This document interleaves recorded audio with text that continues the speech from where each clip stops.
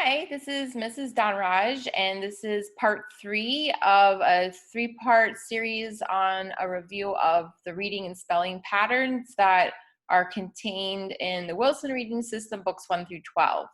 I wanted to go back to one of the slides covered in part 2 to make a correction. I had talked about how when we're looking at bossy R words, and we're talking about multisyllabic words, I had mentioned that AR and OR are able to be at the end of a multisyllabic word, but I had said that IR, UR, and ER are not. I wanted to correct that because if a word is a comparative adjective, then we would put ER at the end, such as the word stronger. And the other words we would then, like muscular, regular, popular, it would be AR.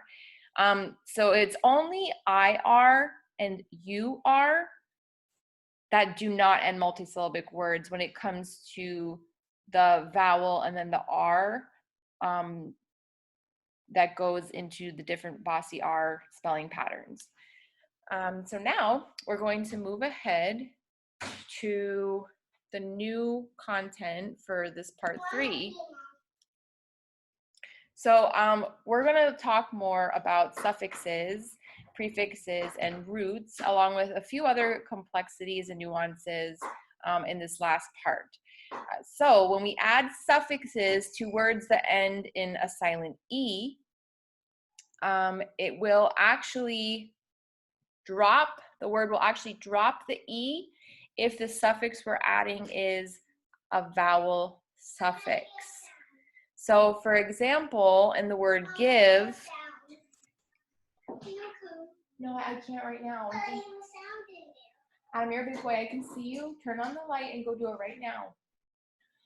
In the word give, the silent E at the end, that's the people upstairs. If you don't leave me alone, you're going to get timed out for a very long time. No, I'm in the middle of my video. I can't stop it. You're going to need to do it yourself.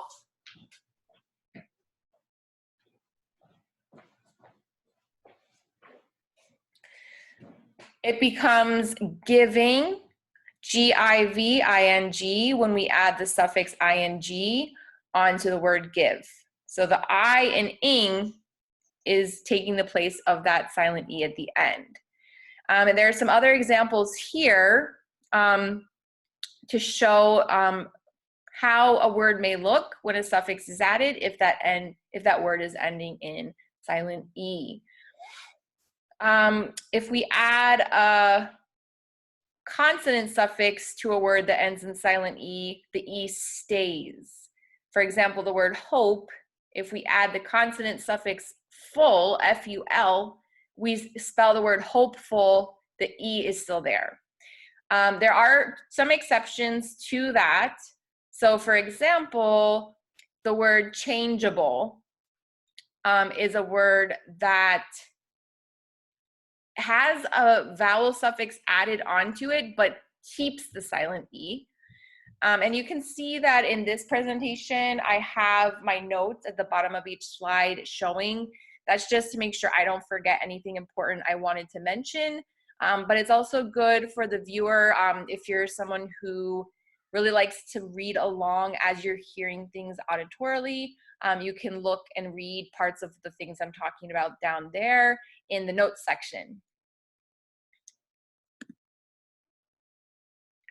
When we're talking about adding suffixes to words, one category that is useful is the category of a word that is considered a one-to-one-to-one word. So a one-to-one-to-one word is a closed syllable word or a bossy R word that's one syllable, has one vowel, that is followed by one consonant. So there are some examples here: thin, star, hop. When we add a consonant suffix to one of these one-to-one-to-one words, the word doesn't change. So in the example of the suffix ly, we add it to the word thin, it becomes thinly.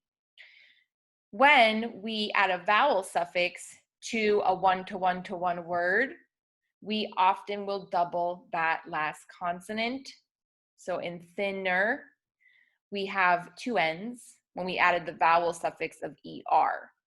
In star, we double the R to make the word starred or starring or starry. And that is because we need two R's, one to close in the A in the one-to-one-to-one word so that the viewer, the reader, or it knows that that is a bossy R-A sound. So very important to understand the ways in which the two different types of suffixes interact with different kinds of base words. Also, certain consonants don't double in English words. So even if it's a one-to-one-to-one word, if it ends in the consonant J, K, V, W, X, or Y, and we add a vowel suffix, the consonant won't double, so such as the word fixing or mixer.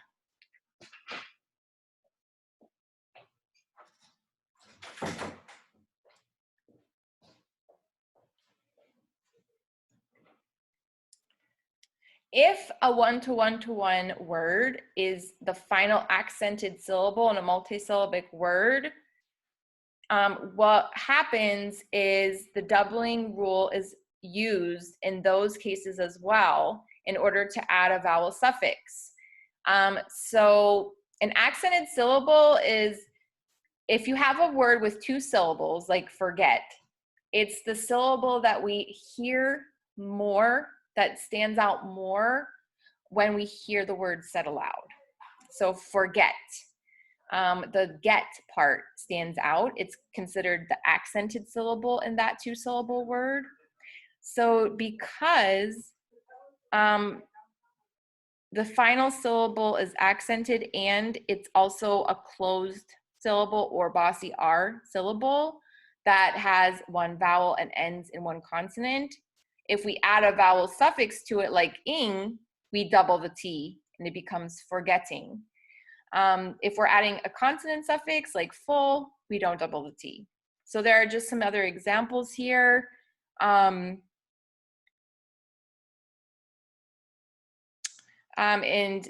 it's not always going to be the case for every single word that's a one-to-one-to-one, but it will be for many of them. So the word admitted, we double the T when we're adding that vowel suffix.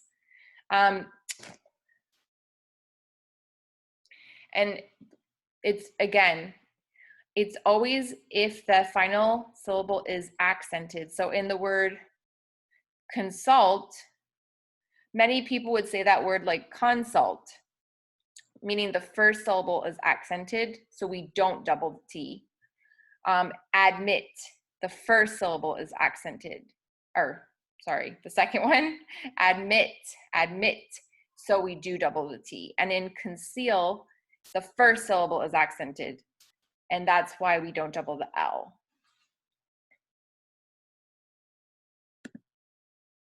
So there are different additional suffixes that we can discuss that have some nuance to their function in words. For example, it's important to note that we can actually have so many suffixes added onto a base word. So for example, here I showed that it could be up to 3, but the example word realistically actually has 4 suffixes because it's ist, ich, all, li, that's 4 different suffixes added onto the word real. Real, realist, realistic, realistically. Another important thing to note is that a base word may actually be pronounced differently when a suffix is added to it. So the word prefer, when we add the vowel suffix ence to it, it becomes preference. We don't say preference, we don't say preference, we say preference. So the base word sounds a little different. The word organ, when we put the suffix ic, now it says organic. The word critic, when we put the vowel suffix ism at the end of it, becomes criticism. And that's because that C at the end of critic is now being followed by an I. And as we discussed earlier, a C can sound like an S when it's followed by the I. So it becomes, instead of critic, it becomes criticism.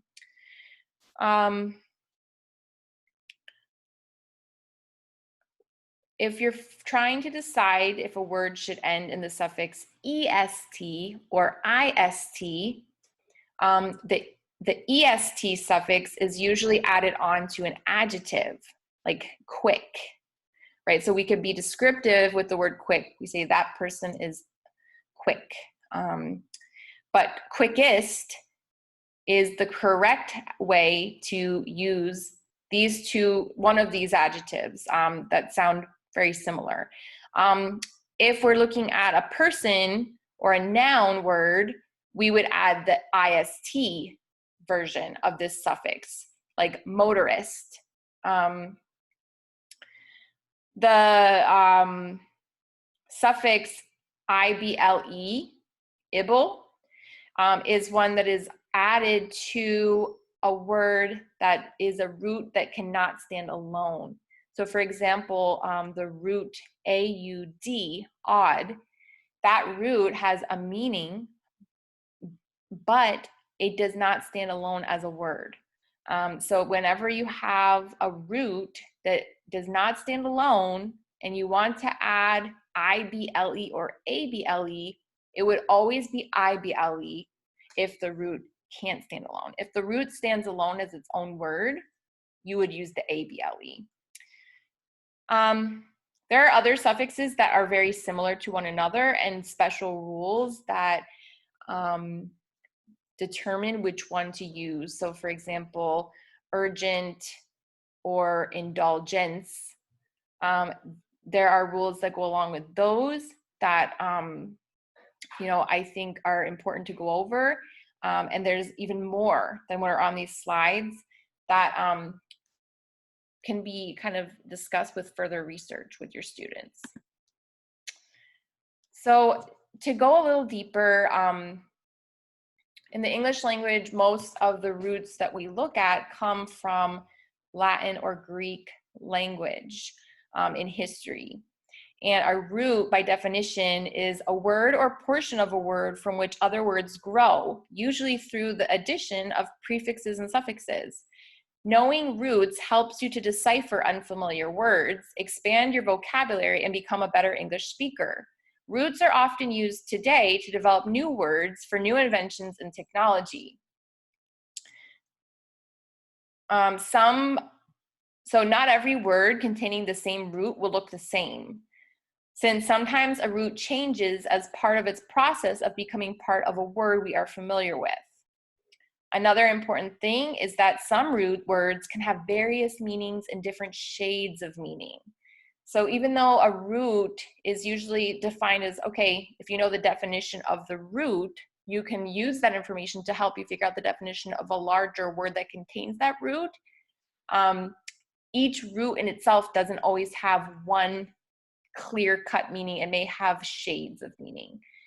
So this is an area that is really full of opportunity for deeper study with students to help them have a better ability to figure out like synonyms and antonyms of words, because they would have a more intuitive ability to figure out the definition and meaning of words they've never seen before if they're able to identify parts of that word that they know the meaning of, like the roots in that word.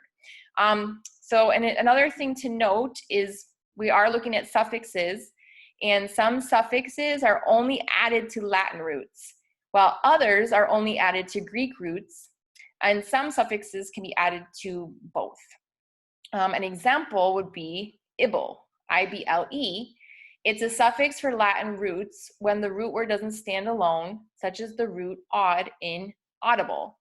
We kind of talked about that earlier in the last slide, but I didn't mention that ible is only able to be used, ible is only able to be used for Latin roots. I'm not going to go through these slides in much detail, but you can always pause this video at each slide and use some of this information to create different activities for your students. So here I've included 25 of the most common Latin roots, and one example would be the root AB, which means to move away. So for example, to abstain from something, it means to try not to do it, right? To basically try not to involve yourself in that activity. So some people may say, maybe based on the religious views, they may abstain from eating solid foods for certain times during the day, during a certain, religious like holiday each year. So there are, it's a clear connection between the meaning to move away and the word abstain. You can see how the word itself does mean something similar to what just the root means. And so again, I've included, these are all still Latin roots. I've included them here just for your convenience, so that you can, again, you could stop this video, you could look at some of these and help your students to do different learning activities with them. And I also included, this is the last slide of Latin roots. I've also included the 25 most common Greek roots found in the English language. So for example, anti means against. So when you use an antibacterial soap, obviously it's the title of the soap, antibacterial, is telling the consumer or the user of that soap that using that soap will help you to fight against bacteria that may be on your hands, by helping to wash that bacteria off. Again, this is slide number 2 of the Greek roots.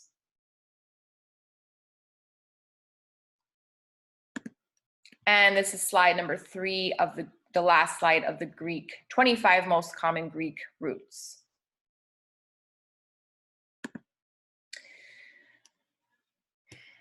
So the letter Y is thought of as having, we're kind of moving on now a little bit.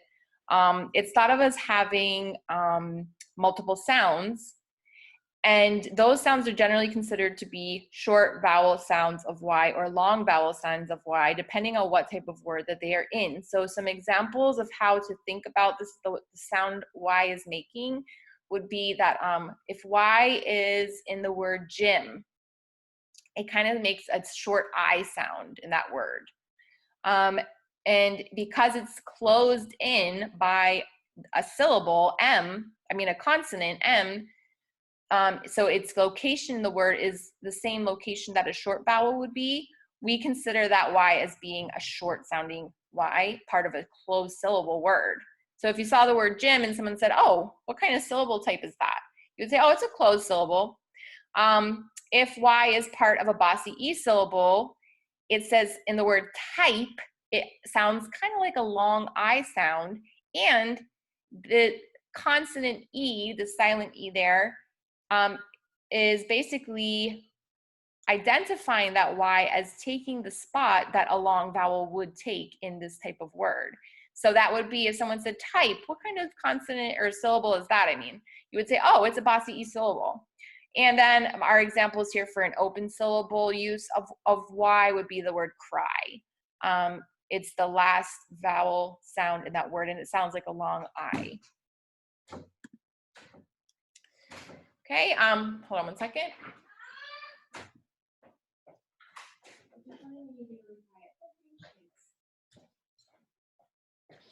When we add a suffix to a word that ends in Y, we are going to be looking here that it depends on what category of syllable type that Y is falling under. That determines partly how we would add the suffix to it. So for example, if Y is functioning as part of a vowel team syllable word, like boy, OY, that's considered a vowel team pattern. If we wanted to add the S to that, or ISH, we would just add them on without changing the word. But if Y is the end of a word that's considered an open syllable word, so it's considered the last sound in the word and it's making like a long vowel sound, often we take the Y out when we add a suffix and we change it to I. So the Y actually becomes the letter I. And in the word cry, we remove the Y, and when we want to add the S suffix, we actually put IE. And now it says cries. We would not put just an S at the end of cries unless we were going to do apostrophe with that. And then baby becomes babied when we want to add ed, the suffix ed. And babyish, we actually keep the Y there. So it is somewhat dependent on which suffix that you're using. The last example I'll show is you want to add the suffix est, which is a vowel suffix to the word lucky. It would take the Y out and replace it with IE. It would be luckiest.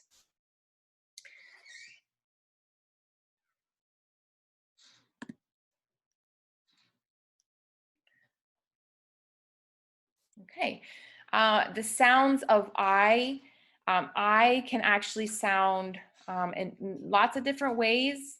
So for example, That's when we played a lot of hoes.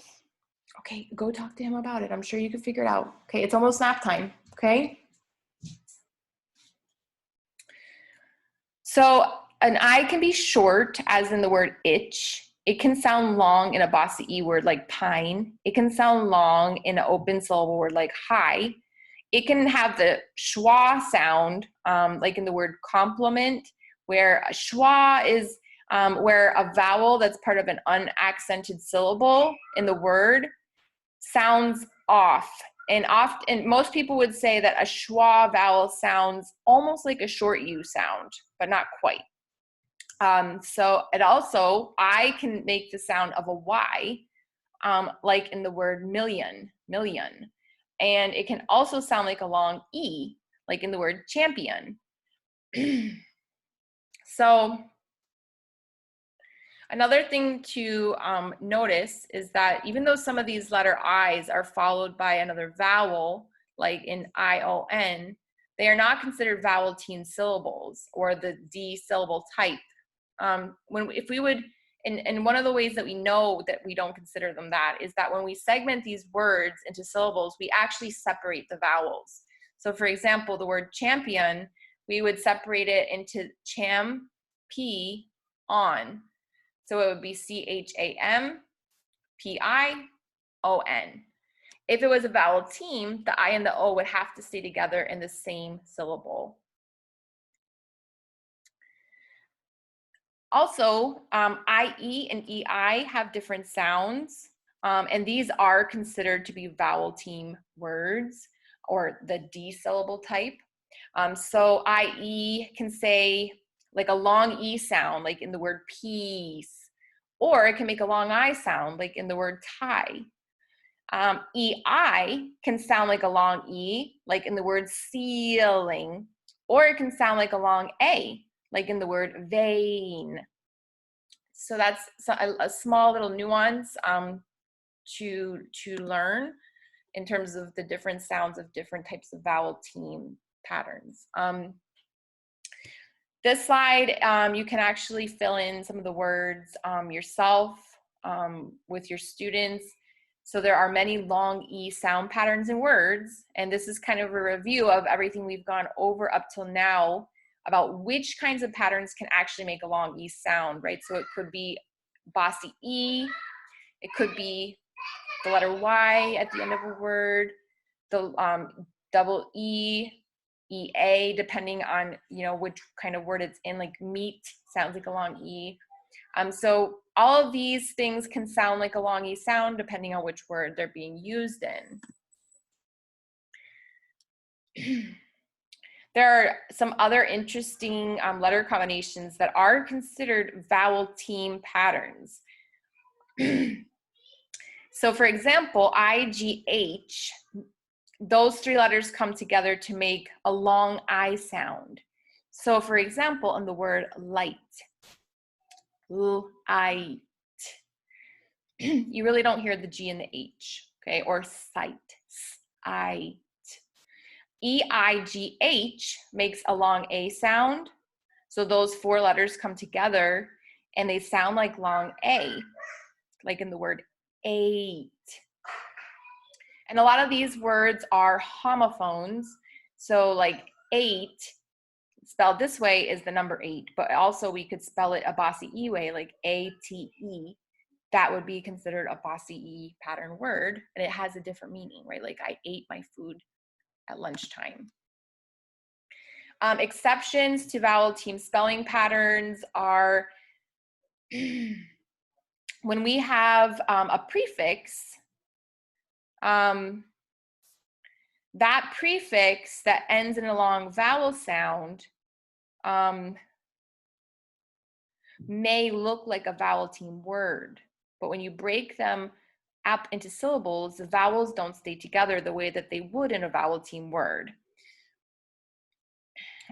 Something just to note is that a suffix, which we've been talking a lot about suffixes up till now, often changes a word's part of speech, whereas a prefix changes the word's meaning, since prefixes themselves have very specific meanings. So some examples of what we're talking about here would be adding on the prefix try to the root al.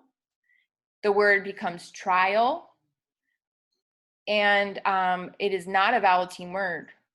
It is a prefix added onto a root, or in the prefix re, when added to the word open, R-E-O, we would think, oh, E-O. E-O together must be a vowel team. It's not. It would actually be separated out. It would be re-o-pen. You would have the O stand alone as an open syllable in the word, and R-E would stay together as an open syllable prefix in the word.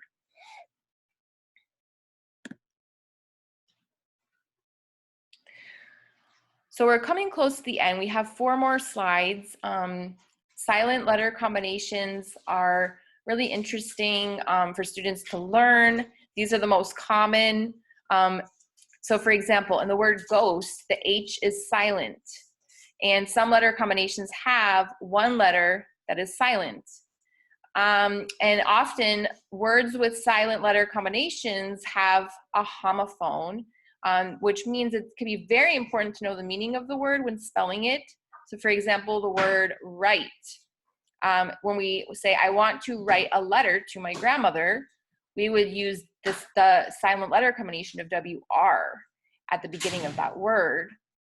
But if we say, you're right, I didn't think of it that way, we would want to use RIGHT, which does not contain that WR pattern. So these are all the silent letter combinations that are most common. I'll go over one more. Rhino, the H is silent. You only hear the R. It's important for students to understand how the letter W affects vowels. So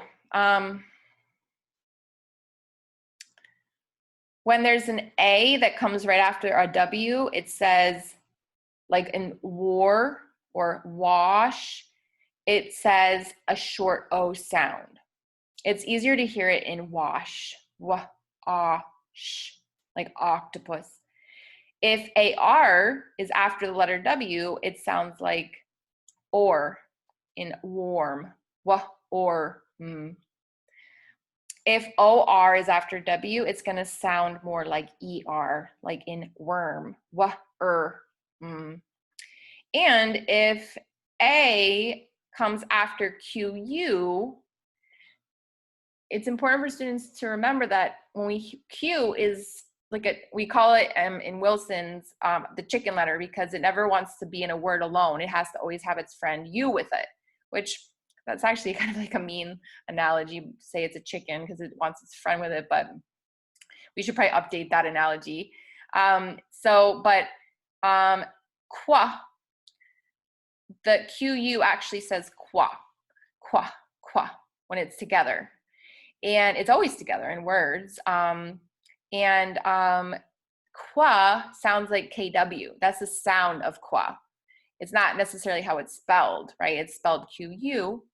But because it sounds like it ends in a W sound, qua, wa, it impacts a vowel very similarly to how a W impacts a vowel. So if A comes after QU, it'll make O sound like squash, a short O sound.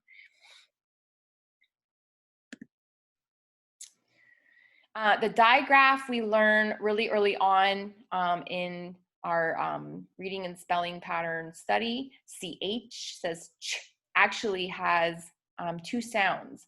So CH can say ch as in chin, or it can actually say k, like a K sound as in the word chorus. If a word has CH in it, but it sounds like k, then those words are from the Greek language.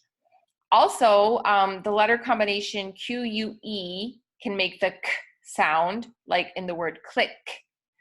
Also, IQUE, such as in the word oblique, has an I that sounds like a long E.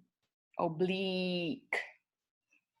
Those are some nuances that are important for students to learn. Then we have some reading and spelling patterns that have certain sounds that are important to learn. So for example, TI and CI say sh when followed by a suffix. For example, the suffix AL in the word social causes the CI to sound like SH. Shh. So you can see the last word in this 4-row chart I made, social, you can actually hear an SH sound with the CI because it's followed by the suffix AL, and that suffix is causing the CI to say shh.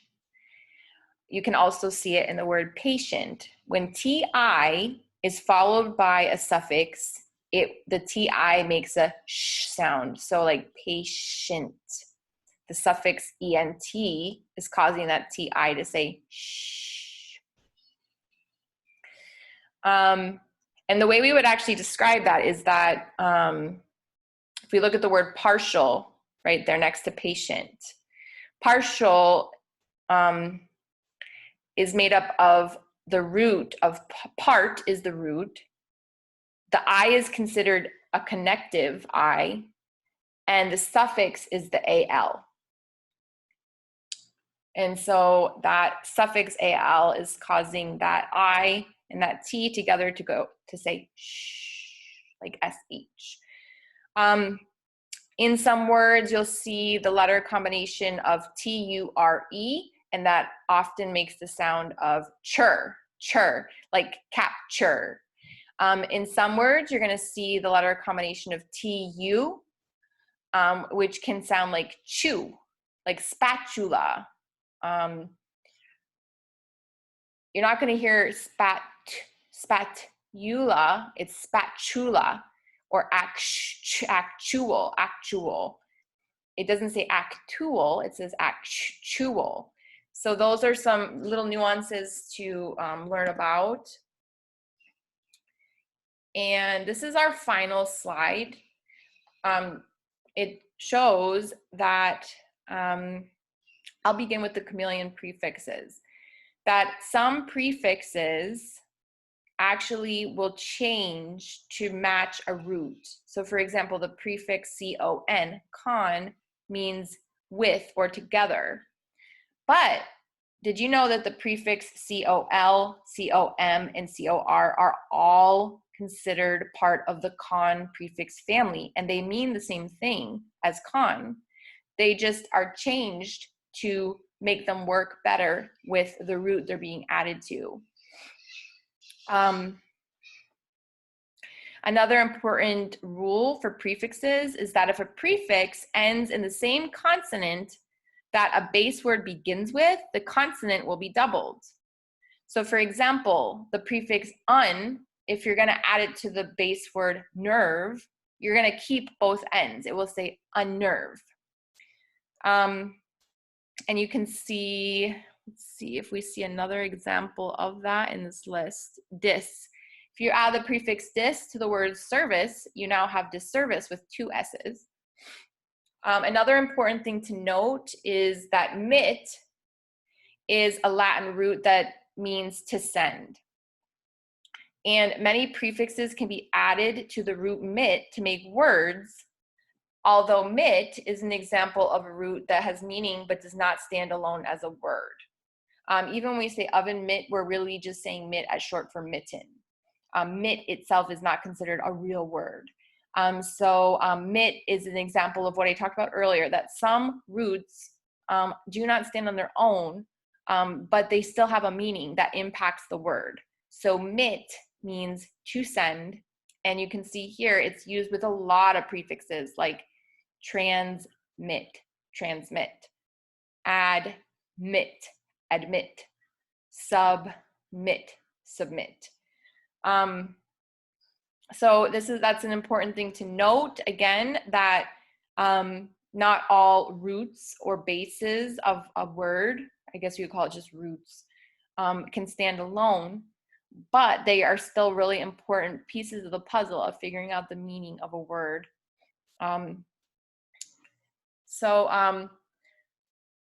Thank you so much for joining me and learning about these very important phonics patterns, right? So phonics, it's like, phonics really means, phonology means the smallest unit of sound in a word, right? So what sound does each letter make in a word, or what sound does each chunk of letters make? Like a digraph is a phoneme because the digraph has 2 letters, but they are the smallest unit of sound we can find in a piece of a word. We're also, in this presentation, we've studied morphology, which is really important, especially for the upper grades, like fourth grade and up, and it's part of the Common Core standards. A morpheme is the smallest unit of meaning in a word. And so understanding the meaning of roots, that is part of the study of morphology. Thank you so much. You are my other me, and be well.